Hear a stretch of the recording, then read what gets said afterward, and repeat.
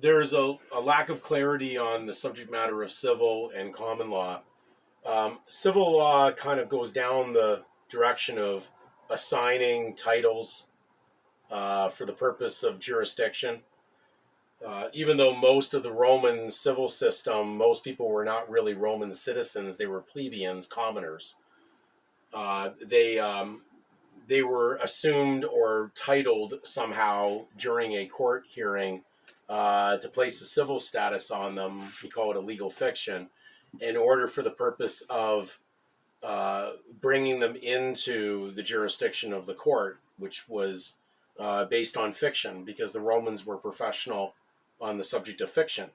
In fact, they were the term romance meant really to tell a lie. It was about something that was fictitious. So, like going into a library that's not dealing with truth, it's going into the fiction section of the library. So, when you're talking about legal registration, you're talking about entering into a fictitious world of money and secular behavior, and of course, a secular jurisdiction of a head who controls that. We'll just call it a mammon god, whether it was a Caesar or any of these other, kings and rulers of man's make-believe that controlled the monetary system that ran in their society. So when we're dealing with civil, we're dealing with money. Remember that. You hear about a civil court case. You hear about a court case of someone who was charged on something criminally, and if they win the criminal case against them, they immediately go into a civil action against that individual to gain the money that individual has in civil society. So the civil is definitely about the moolah, the money. Okay? Now, when we're dealing with common law basically embraces more of a long-term historical record of what was going on in society. So it'll even predate the idea of a license. That's why there's common law marriages. They're not based on a licensed marriage where they're blending two people with two last assigned names together, blending them into one. No, this is a system that goes back very far, and because under common law you were not required to have a surname. It was only there if you wanted to be known in common reputation, you could adopt one, take it in, but it wasn't really part of the common law. So most people were walking around with only a first name. But in order to round up the herd, they definitely wanted to go into a concept of tagging someone with something that was a temporal or an idea of a secular focus. So branding people with names. These are trademark names used to categorize and run a more of an efficient system in a bookkeeping ledger on how to operate and control debt. So our courts, when you're walking into a court that's collecting money, you can always remember it's going to be this. So you're dealing with civil magistrates, and those civil magistrates are there to collect money. And that's really what it's about. So in the common law, of course, because it wasn't necessary to have a surname, and because the nations that are out there now, some of the biggest, US and Canada, some of their states are common law, some of the provinces are common law. In Canada, Quebec is a civil registration system for sure, based on civil law, but the other provinces, of course, were more founded on the English common law. Therefore, it not being necessary, there is a little bit of a problem going on when we talk about civil registrations, because they're about the state adopting you into their system.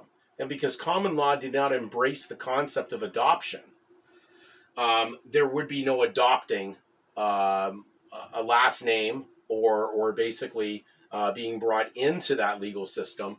And also, it's interesting that common law embraced more of a concept of Christianity, and it also did eventually embrace equity.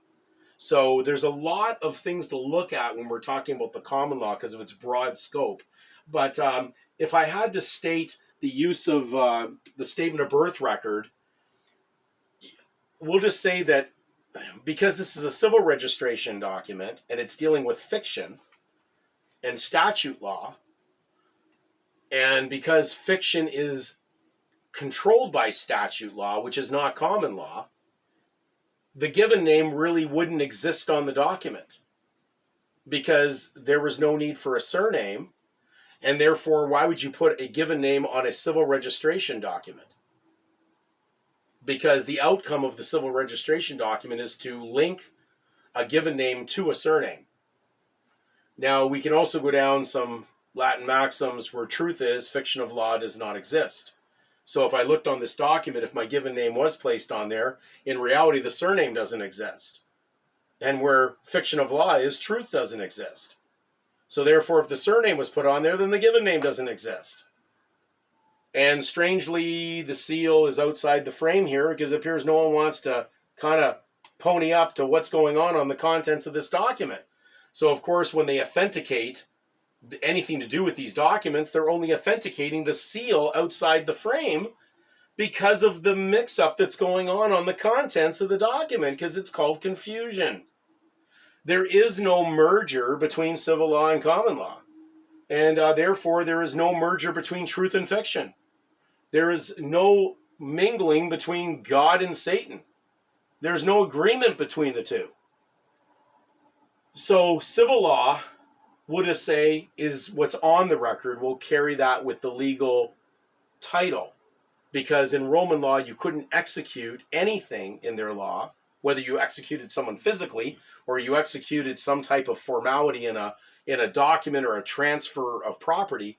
You couldn't do it without basically a surname or a title. So therefore, civil law would be on the record, but common law, in reality, because it embraced a wider scope of a time when no one had a surname, it would be kind of like off the record on this because we're talking about a civil registration document, not a common law.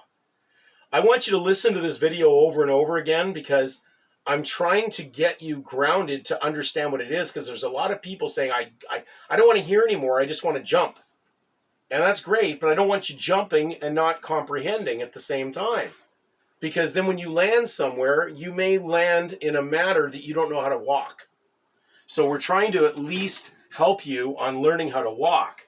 Now, that's why these documents, these little certificates were issued, because if this is not the pinnacle end of confusion, these just read basically in an ambiguous manner. So I'm just going to put down how they usually word the certificates, the birth certificates, because the birth records at the hospital are not birth certificates.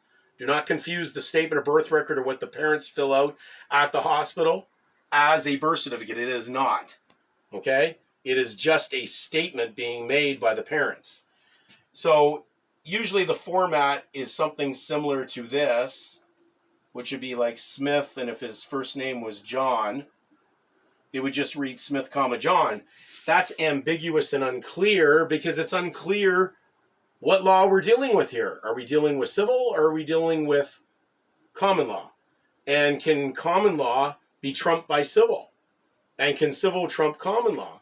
But if you are operating in a civil system, which is generally the monetary system, the big collection plate, the legal side of it, not the lawful side, you're basically caught up in a very bad situation of someone's just going to have to surety the confusion. So this document is deliberately confused so that you just walk up and they don't care. They hope anybody shows up to the court to say, yeah, I'm that, because bottom line is this is basically a confused title on the docket.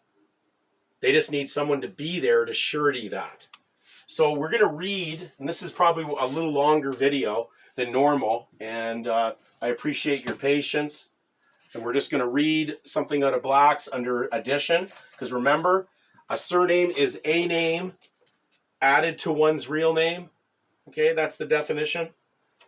And then when you look at one of the Latin, I'm not going to basically get into the enunciation of it, but it's dealing with additions being leading to the idea of you becoming inferior or minor, part of the minority. It defines it under Black's, under addictio, just going a little further down, additio probat, and then you have to look up the word minor that's attached to it. It says, an addition to a name proves or shows minority or inferiority. It says, that is, if it be said that a man has a fee tail, it is less than if he has the fee.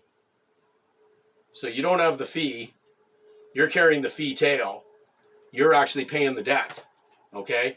And so people are not understanding, that's why we run things in fee simple. You simply are paying a fee to someone who lords over the collection of that money. It's not yours. So you're in a minority position, you're in an inferiority. And therefore you've gone from first place to last place when you took on a title that's not yours, that belongs to a separate jurisdiction. When we look up the word addition, it says that basically at common law there was no need of addition in any case. It was required only by the statute of Henry V in cases where a process of outlawry lies. In other cases, it is only a description of the person and common reputation is sufficient. So what they're really doing there is they're just saying that basically in sufficiency, they've got a surname, and that's a permanent legal name if that person enters into that jurisdiction. Now, it does not give you the right to it. Okay, don't misunderstand what's going on here. You're claiming a right to it by assumption. It doesn't mean it's yours. So in essence, this document is more of a prohibition because in Canada, there's no right to bear arms. And there's a case on Montague versus Regina, which is really just Montague versus the Queen. And it was all about the idea of arms. And if you think that a surname is not arms in symbolization, then you haven't dug deep enough in your research. These titles were basically linked to arms as weapons. Something used in defense, you go into a court with defense on that to defend a title. So when you realize the history and what's going on, Canada, in its current charter, was never formulated to give anybody the right to bear arms. And therefore, no wonder they're staying outside the frame on the document, because it's claiming that somehow this child at one point is going to take on that title, elect to bear arms. Now, in Christianity, which was also embraced by common law, well, Christ is the Prince of Peace, so how could his people have anything to do with arms? But there's a lot of Christians right now arming themselves.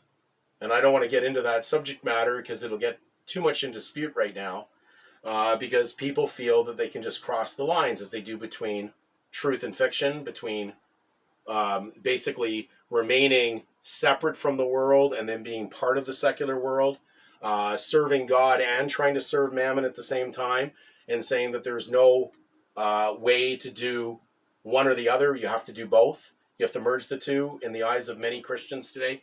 So we're just dealing with what is going on here. So in civil law, the surname is on the record, but really the given name is off the record because it's private. The surname is really what you're known publicly for tax purposes, and the given name is not taxable because it's actually the property of God. That's why it's referred to as a God-given name. So you're not the property of the state with the given name, only when you're actually putting yourself into suretying an addition of a name that's not yours. And therefore, the law will work against you at that point, because he who affirms must prove. And because you can't prove entitlement to that last name, you really have no proof that you have any entitlement to it. None of these documents, whether it's the birth certificate or the statement of birth record, none of these prove entitlement to that last name. These are just basically opinions and framework. And so you have to trespass in order to get a fee, and this is how this system works. And hopefully when you break down this video, you'll come to a better understanding of the world that you're in right now and how it's operating. But we are going into solutionary things in the next videos, because I know there's a lot of very uptight people out there sending me emails that are concerned about how they're going to walk. And so we're going to have to do a lot about how to walk on this and how to talk this. But it won't work without you speaking truth. Okay, so therefore you have the tools, but you just have to know how to use them.